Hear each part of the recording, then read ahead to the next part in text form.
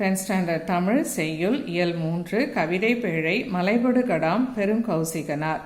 சொல்லும் பொருளும் அசையி இளைப்பாரி அல்கி தங்கி எரி நெருப்பு கடும்பு சுற்றம் நரலும் ஒலிக்கும் கழை மூங்கில் ஒள்ளினர் ஒளிரும் பூங்கொத்து செப்பம் போகி பொருத்தமான பாதையில் சென்று ஆரிப்படுகர் மலைச்சரிவு செரு பகை இல் வீடு கிழவிர் உறவினர் புலம்பு அகல துன்பம் தீர படுகர் பள்ளம் வைரியம் கூத்தர் இரடி திணை ஆரி அருமை பொம்மல் சோறு அல் இரவு மலைந்து அணிந்து கொண்டு அலங்கு அசையும் பாக்கம் சிற்றூர் மானவிரல் வேல் மானமும் வெற்றியும் உடைய மன்னன் நன்னன் வேவை வெந்தது. Please like share and subscribe Leelakish channel. இந்த வீடியோவை திரும்ப திரும்ப போட்டு பாருங்க, உங்களுக்கு விடைகள் மனப்பாடமாகும், எக்ஸாமில் ஃப்ளோ ஈஸியாக இருக்கும். All the best for your public examination. இந்த வீடியோஸை உங்களுக்கு ஷார்ட் வீடியோவும் கொடுத்துருக்கேன், பார்த்து பயன்பெறுங்க. பகுதி 1 புத்தக வினாக்கள் பலவுள் தெரிக. சிலம்பு அடைந்திருந்த பாக்கம் எய்தி என்னும் அடியில் பாக்கம் என்பது புத்தூர் மூதூர் பேரூர் சிற்றூர். விடை சிற்றூர். குருவினா இரடி பொம்மல் பெருகுவீர். இத்தொடர் உணர்த்தும் பொருளை எழுதுக. இரடி பொம்மல் பெருகுவீர் மாமிசத்தின் பொரியலையும் திணைச்சோற்றையும் உணவாக பெறுவீர்கள் என்பதே இதன் பொருளாகும். சிறுவினா கூத்தனை கூத்தன் ஆற்று படைத்தலை கூத்தராற்றுப்படை எவ்வாறு காட்டுகிறது? இலக்கணம் கூத்தரும் பாணரும் பொருணரும் விரலியும் ஆற்றிடை காட்சி உழறத் தோன்றி பெற்ற பெருவளம் பெறார்க்கு அறிவறி இச்சென்று பயன் எதிரி சொன்ன பாக்கமும். தொல்காப்பியம் கூத்தனோ பாணனோ தான் பெற்ற செல்வத்தை கூறி எதிர்வந்த கூத்தன் அவ்வள்ளலை நாடினால் நீயும் என்னை போன்ற செல்வம் பெறலாம் என்று வழிபடுத்துவது கூத்தராற்றுப்படை ஆகும். நன்னனை புகழ்ந்து பாடி பரிசில் பெற்ற கூத்தர் பரிசில் பெறப்போகும் கூத்தரை காணவர்களின் வளம் நிறைந்த புது வருவாயை உடைய ஊர்களில் தங்கி உணவு பெறுவதற்கு வழிபடுத்துதல் இங்கு காட்சிப்படுத்தப்பட்டுள்ளது. நெடுவினா ஆற்றப்படுத்தல் என்பது அன்றைக்கு புலவர்களையும் கலைஞர்களையும் வள்ளல்களை நோக்கி நெறிப்படுத்துவதாக இருந்தது.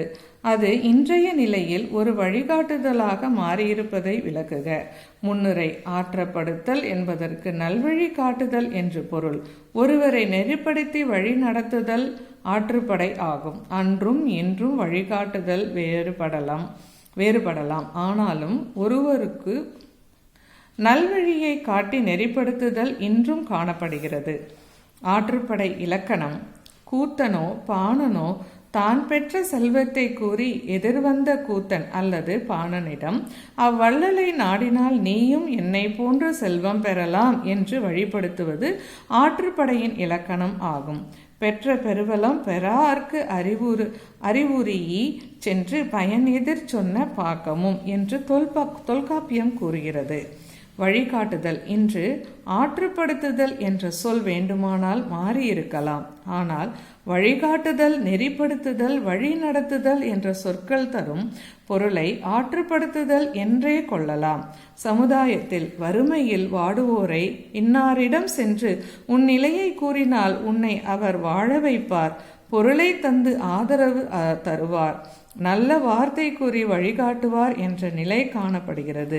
கல்வி கூடங்களில் நன்றாக படிக்கக்கூடிய மாணவர்களிடத்திலும் சிறப்பாக கல்வி கற்பிக்கும் ஆசிரியர்களிடமும் நல்வழியை காட்டி நெறிப்படுத்துதல் இன்றும் நடைபெற்று வருகிறது. இதனால் மாணவர்கள் தன் இளமை காலத்தில் நல்வழியில் வாழ்க்கையை செம்மைப்படுத்தி கொள்வர் நடந்து தம் வாழ்க்கையை செம்மைப்படுத்தி கொள்வர். முடிவுரை வழிகாட்டுதல் நெறிப்படுத்துதல் ஒவ்வொருவர் வாழ்விலும் தேவையான ஒன்றாகும். வாழ்க்கையை வளமாக்க விரும்புவோர் நல்வழிப்படுத்தும் நெறியாளர்களின் சொல் கேட்டு வாழ்ந்து இன்பம் அடையலாம். இதன் தொடர்ச்சியாக 10th ஸ்டாண்டர்ட் தமிழ் செய்யுள் இயல் 3 பகுதி 2 PTA அரசு தேர்வு வினாக்களை பார்க்கலாம். மலைபடு கடாமில் please like, share and subscribe Leelakish channel. இதை மறுபடியும் போட்டு பாருங்கள். விடைகள் உங்களுக்கு மனப்பாடமாகும். எக்ஸாமில் ஃப்ளோ ஈஸியாக இருக்கும். ஷார்ட் வீடியோஸாகவும் கொடுத்துருக்கேன், பார்த்து பயன்பெறுங்க. பலவுள் தெரிக. மரபு தொடருக்கான பொருளை தேர்க. ஆற போடுதல், தாமதப்படுத்துதல், ஆற்றில் போடுதல், ஆற வைத்தல், ஆற்றில் இறங்குதல். விடை தாமதப்படுத்துதல். பின்வரும் பாடலை படித்து வினாக்களுக்கு விடையளிக்க. அன்று அவன் அசையி அல் சேர்ந்து அல்கி கன்று எரி ஓள் இனர் கடும்பொடு மலைந்து சேர்ந்த செயலை செப்பம் போகி. பாடலில் இடம்பெற்றுள்ள அடியெதுகை சொற்களை எடுத்து எழுதுக. அன்று கன்று அடியெதுகை. பாடலின் சீர்மோனை சொற்களை குறிப்பிடுக. அன்று அவன் அசையி அல் சேர்ந்து அல்கி கன்று கடும்பொடு. அல்கி என்பதன் பொருள் யாது? தங்கி. அசையி இலக்கண குறிப்பு தருக. சொல்லிசை அளபடை. பாடல் இடம்பெற்றுள்ள நூல் மலைபடுகடாம். பாக்கம் என்னும் சொல்லின் பொருள் யாது? சிற்றூர். நெடுவினா. படம் உணர்த்தும் கருத்தை 5 தொடர்களில் எழுதுக. விடை நமக்கு தெரிந்த நல்ல வழிகளை மற்றவர்களுக்கு தெரிவிப்பதே ஆற்றுப்படுத்துதல். கல்வி, ஆளுமை, தொழில், உடல்நிலை போன்ற வழிகாட்டல்கள் இன்றைய இளைய தலைமுறைகளுக்கு மிக தேவையானவை. யாம் பெற்ற இன்பம் பெருக இவ்வையகம் என்ற மனநிலை நமக்கு வேண்டும். குழு வழிகாட்டலும் தனிநபர் வழிகாட்டலும் இன்றைக்கு மிக முக்கியமானது. வடிகாலின்றி திரியும் இளைய தலைமுறையை வழிகாட்டும் வாய்க்கால்களாக பெரியோர் மாறிவிட வேண்டும். பழமொழி. விருந்தும் மருந்தும் 3 நாளைக்குத்தான். மருத்துவரிடம் நாம் சென்றால் 3 நாளைக்குத்தான் மருந்து மாத்திரைகள் தருவார். அதற்கு பிறகு மீண்டும் சென்று சிகிச்சை எடுத்துக்கொள்ள வேண்டும். நாம் உறவினர் வீட்டுக்கு விருந்தினராக சென்றால் 3 நாட்களுக்கு மேல் இருக்கக்கூடாது.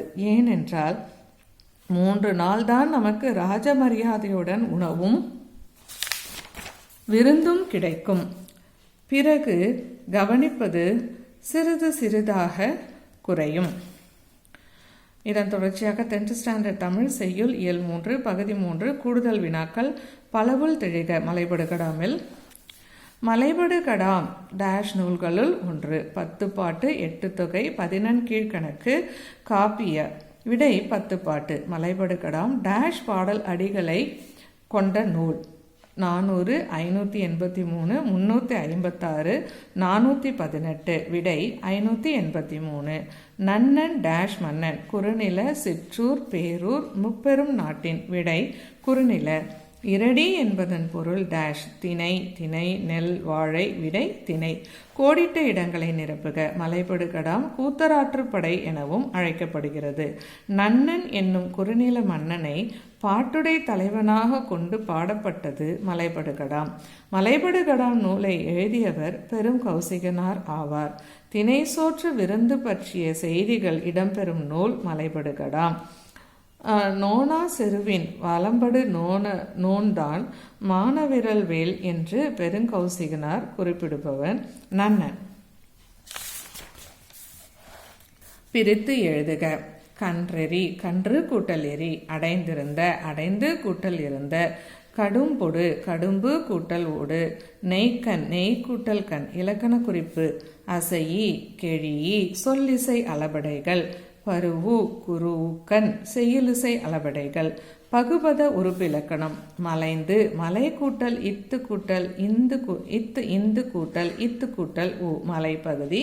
இத்து சந்தி. இந்தானது விகாரம். இறந்த கால இடைநிலை. உ வினையற்ற விகுதி. பெழிந்த.